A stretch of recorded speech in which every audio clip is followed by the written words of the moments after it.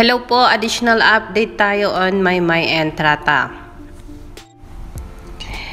Ayan, hindi ko alam kung ano nangyari, but then yes, Team Maymay USA ay nagbigay ng pruweba na yung Mpowered concert, digital concert ni Maymay and Trata ay sold out po daw. Ang sabi niya, just to clear the clouded mind of others, ha ha ha. And they have nothing to say but yada yada. Here's the evidence from the recent Mpowered Maymay solo concert, sold out. Ayan, so inilakip niya dito ang poster ni Mr. Rox Santos saying, Mpowered Maymay and Trata, it is sold out. Tickets are sold out. Sabi ni Rox Santos dito, until now, Maymay, sobra ako na proud sa'yo. Nakita ko, na witness ko yun, passion mo, and sobrang improvement mo sa craft mo, sa pagiging artist mo, sa pagiging total performer mo. Grabe yun. Dedication mo, effort mo, time na binuhos mo sa project na to, Mpowered album and concert. Ibang-ibang Maymay yun. Nakita namin ibang level. You're truly a kabugera. Congratulations sa success mo. May, love you and always proud of you. Keep it up. That's from Mr. Rox Santos himself. Kaya ayan po, sa mga may doubts kung na-sold out ba daw ang ticket ni Maymay, ayun po, napakalaking ebidensya.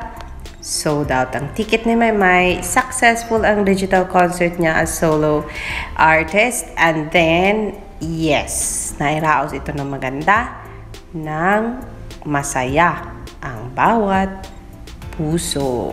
Ayan, Alexander Lexter, Jules One Mart, na-post niya. Rox Santos na-post nito.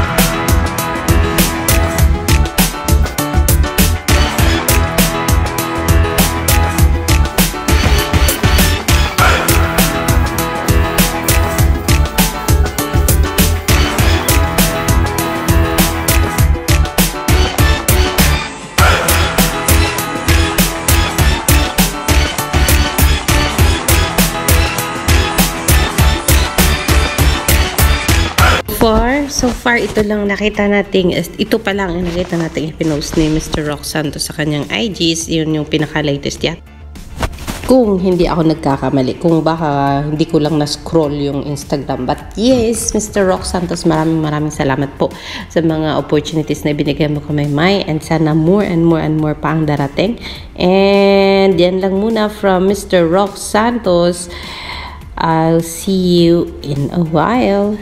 Crocodile.